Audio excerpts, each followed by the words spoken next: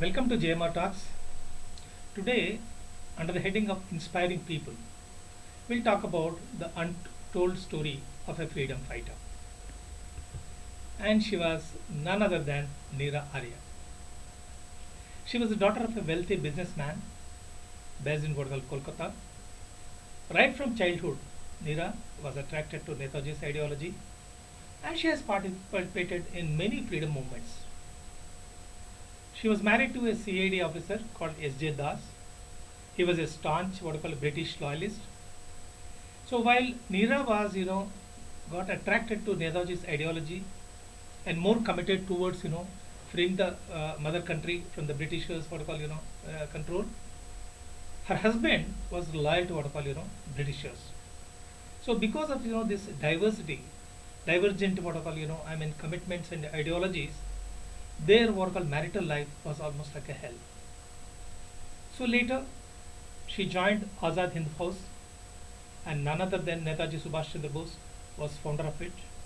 Okay, and Mr. Das was asked by the Britishers to spy on Neera Arya to know the movements of Netaji Subhash Chandra Bose. So once he followed Neera Arya, and when he got an occasion, he fired on Netaji, but it got misfired because his driver got hit, and when he tried to fire again, infuriated Neera stabbed her husband to death to save Netaji's life.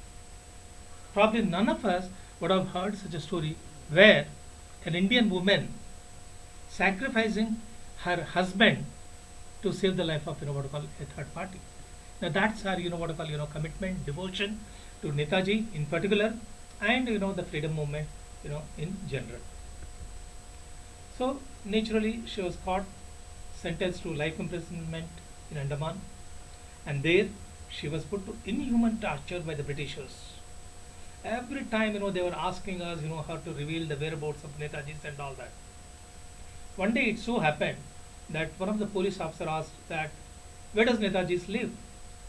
And this brave woman showed her heart, saying that he resides, Netaji resides in her heart.